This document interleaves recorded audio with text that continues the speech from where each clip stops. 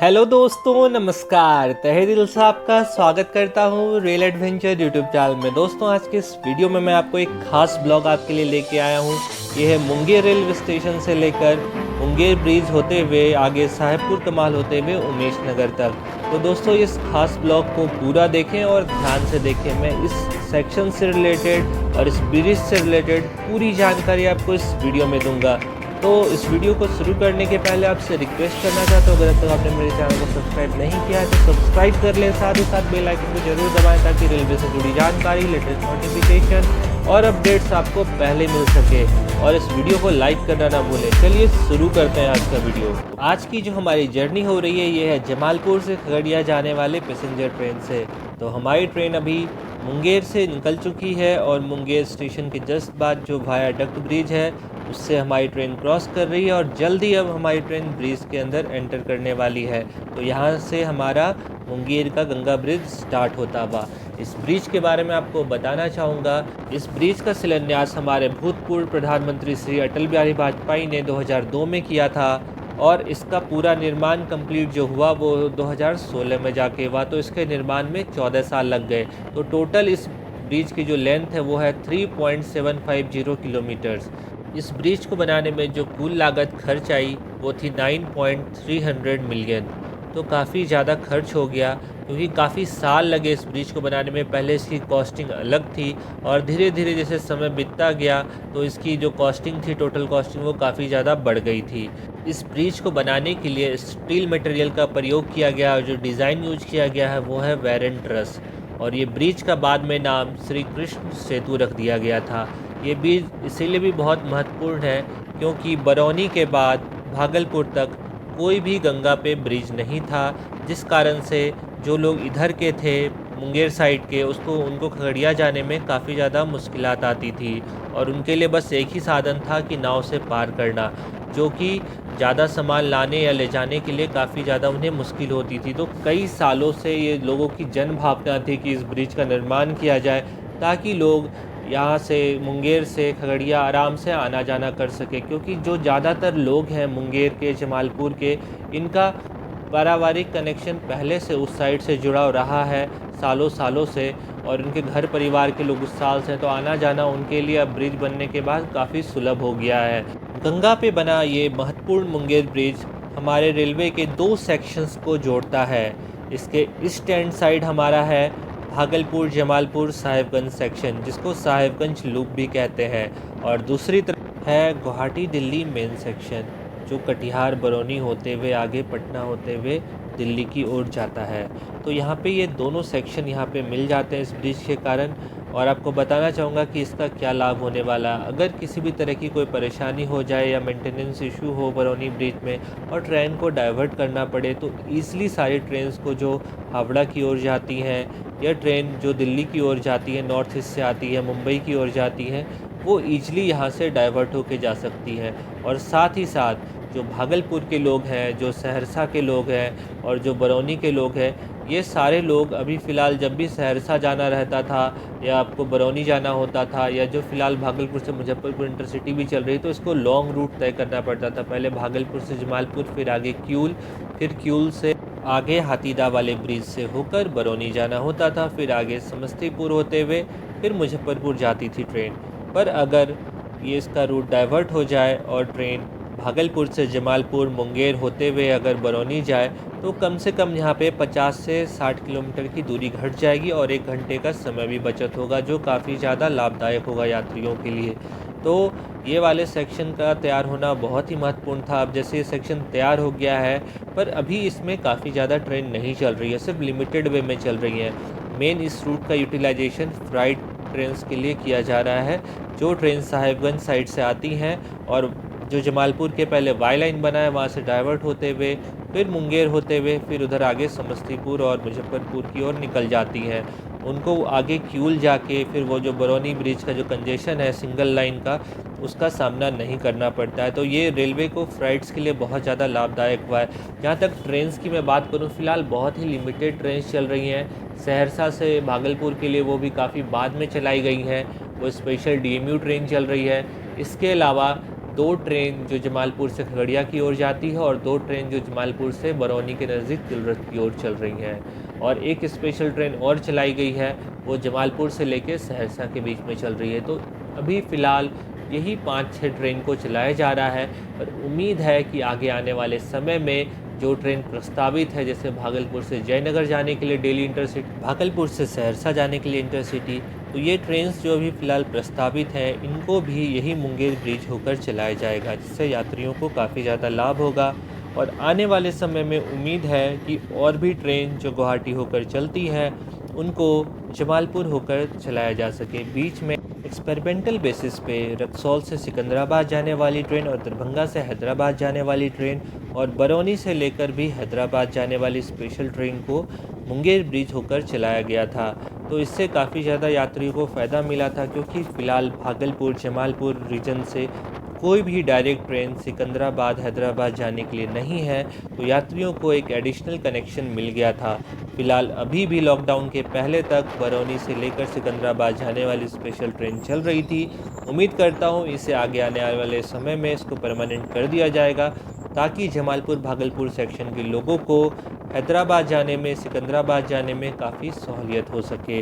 अभी फ़िलहाल जब कोरोना काल में जब लोग वापस आ रहे थे, तब मैं आपको बताना चाहूँगा लिंगापल्ली जो हैदराबाद में है, वहाँ से सबसे ज़्यादा श्रमिक स्पेशल ट्रेन आई थी भागलपुर। कम से कम 7 से 8 ऐसी ट्रेन आई थी। तो इसी से अंदाज़ा लगाया जा सकता है कि कितनी ज़्यादा वहाँ पे हमारे रीजन के लोग रहते हैं और काम करते हैं। तो इसलिए बहुत ज़रूरी है कि यहाँ से एक डायरेक्ट ट्रेन मिले और इस एरिया के लोगों को फ़ायदा हो सके। अब हमारी ट्रेन मुंगेर ब्रिज को क्रॉस करके अब धीरे धीरे सफदलपुर स्टेशन पे पहुँच रही है। सफदलपुर एक जंक्शन पॉइंट है। ये इस स्टेशन के आगे 2 रूट अलग अलग हो जाते हैं। एक रूट उमेश नगर होते हुए खगड़िया की ओर चला जाता है और दूसरा रूट साहेबपुर कमाल के रास्ते बेगूसराय होकर बरौनी की ओर चला जाता है। तो यहाँ से इसको जो ये वाई डाइवर्जन है, इससे दोनों साइड के जो ट्रेन हैं उनको लोको रिवर्सल का कोई परेशानी नहीं होती है। ईजिली जिस डायरेक्शन में उनको जाना है वो चली जाती है। फ़िलहाल जो हमारी ट्रेन है वो सफदलपुर प्लेटफॉर्म पे एंटर कर चुकी है। प्लेटफॉर्म नंबर 2 पे हमारी गाड़ी जा रही है। सफदलपुर पे मैं आपको बताना चाहूँगा, यहाँ पे कुल 3 प्लेटफॉर्म है और यहाँ पे काफ़ी अच्छे क्वालिटी की प्लेटफॉर्म बनाई गई है। इसकी हाइट भी काफ़ी अच्छी रखी गई है और काफ़ी सुंदर ये स्टेशन है। काफ़ी ऊंचे पे बना हुआ है ताकि मुंगेर ब्रिज के जो एलिवेशन के साथ इसको मिलाया जा सके, ताकि इसीलिए काफ़ी ऊंचा ये स्टेशन का पोजीशन है। और अब धीरे से हमारी ट्रेन यहाँ से खुल चुकी है। सिर्फ यहाँ पे 2 मिनट का इसका हॉल्ट था और अगला स्टॉपेज जो हमारा है वो आने वाला है उमेश नगर। अब धीरे धीरे हमारी ट्रेन वो वाई लाइन जो डाइवर्जन है उस पॉइंट की ओर धीरे धीरे बढ़ती हुई। इन DMU ट्रेन में फ़िलहाल अभी सिर्फ 6 कोच लगा के इनका परिचालन किया जा रहा है, जिसके कारण आए दिन काफ़ी ज़्यादा ट्रेन में भीड़ हो जाती है और लोगों को बहुत परेशानी होती है। मैं उम्मीद करता हूँ रेलवे इस प्रॉब्लम को ज़रूर ध्यान देगा और आने वाले समय में और ज़्यादा कोचेज़ के साथ मेमू ट्रेन चलाई जाएंगी। ये ब्लॉग मैंने पिछले साल शूट किया था, तब तक इलेक्ट्रिफिकेशन का कार्य इस सेक्शन में नहीं हुआ था, पर अब इस सेक्शन का पूरी तरीके से इलेक्ट्रिफिकेशन कार्य हो चुका है। CRS इंस्पेक्शन भी करा लिया गया है और अब जो भी ट्रेन इस ब्रिज से क्रॉस हो रही हैं वो इलेक्ट्रिक लोको के साथ चल रही हैं, जिस कारण से उनकी गति भी बढ़ गई है। जैसे ही लॉकडाउन के बाद बाकी सारी ट्रेन को रिस्टोर किया जाएगा, तब ये जो DMU ट्रेन्स फ़िलहाल चल रही हैं खगड़िया की ओर और तिलरत की ओर, इन सभी को रिप्लेस करके इनकी जगह पे मेमू ट्रेन्स को चलाया जाएगा।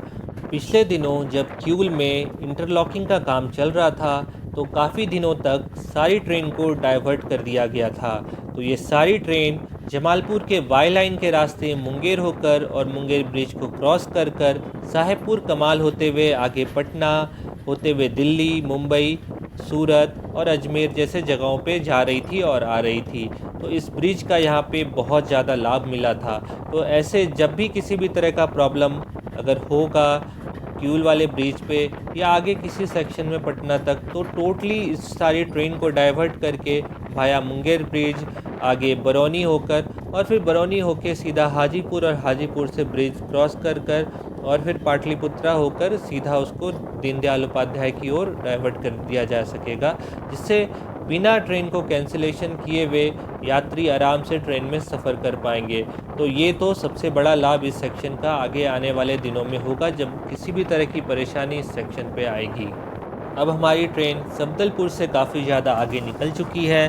अब हम उस डाइवर्जन पॉइंट पे पहुंचने वाले हैं। ये जो बगल में आप ट्रैक देख पा रहे हैं, ये कोई डबल लाइन सेक्शन नहीं है। साहेबपुर कमाल से 2 लाइन इसलिए निकलती हैं क्योंकि एक लाइन बिल्कुल अभी आगे जाकर ये साहेबपुर कमाल की ओर मुड़ जाती है और जो दूसरी लाइन है ये आगे जाकर उमेश नगर की ओर मुड़ जाती है। हमारी जर्नी स्टार्ट हुई थी मुंगेर रेलवे स्टेशन से और मैंने हर सेकंड को कवर किया है। मैंने 1 सेकंड भी नहीं छोड़ा। जितना भी टाइम रियल में लगता है मैंने इस ब्लॉग में 1 मिनट को भी रिड्यूस नहीं किया है।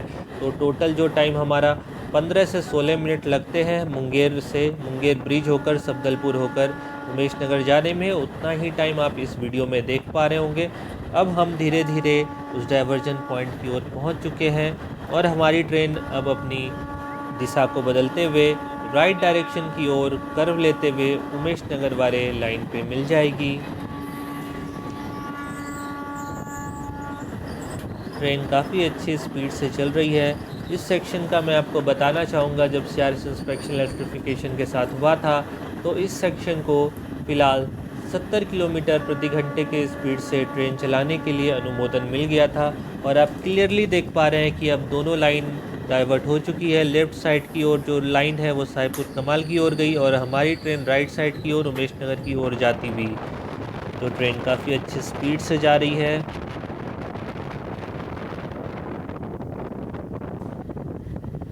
इस एरिया के लोगों को ट्रेन से काफ़ी भावनात्मक जुड़ाव है और सालों साल तक उन्होंने इंतज़ार किया और अब जाकर उनको सही में इसका लाभ मिल पा रहा है और काफ़ी कम भाड़े में अब लोग यात्रा कर पा रहे हैं। जब नाव से सफ़र करते थे तो काफ़ी मनमाना उनको रेट देना पड़ता था और अब सिर्फ 10 रुपये के खर्च में लोग जमालपुर से लेकर खगड़िया तक का सफ़र कर पा रहे हैं।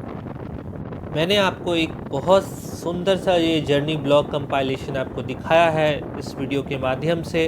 अगर आप इस तरह की और भी जर्नी ब्लॉग्स देखना चाहते हैं तो आप मेरे चैनल पे कमेंट करके ये रिक्वेस्ट मुझे आप डाल सकते हैं। साथ ही साथ मैं अपने YouTube चैनल पे मेरी ईमेल आईडी दी हुई है, वहाँ पे भी आप पर्सनली कमेंट कर सकते हैं और मुझे आप किसी भी तरह के वीडियो के लिए आप असिस्ट भी कर सकते हैं, आप डिमांड भी कर सकते हैं, क्योंकि आपको ये समझने की ज़रूरत है कि मैं ऑल ओवर इंडिया को मैनेज नहीं कर सकता। तो आपकी भी सपोर्ट की मुझे ज़रूरत है। जिन सेक्शन को खुद मैं पर्सनली कवर करता हूँ वो तो मैं करता ही हूँ, साथ में आप मेरे हेल्पिंग हैंड की तरह भी वर्क कर सकते हैं कि आप अपने सेक्शन का, ये अपने एरिया का जिसका वीडियो देखना चाहते हैं कि मैं बाकी लोगों को भी उस एरिया के बारे में बताऊं, उस सेक्शन के बारे में बताऊं, तो आप मुझे उस जो वीडियो है या आप वो जो कंटेंट है, वो डाटा है, आप मुझे सेंड कर सकते हैं। आप मेरे साथ जुड़ सकते हैं। मैं ट्विटर के माध्यम से भी आप मेरे से जुड़ सकते हैं, मुझे ईमेल आईडी के माध्यम से भी जुड़ सकते हैं, जिससे मैं ये जानकारी सभी लोगों तक पहुंचा सकूं।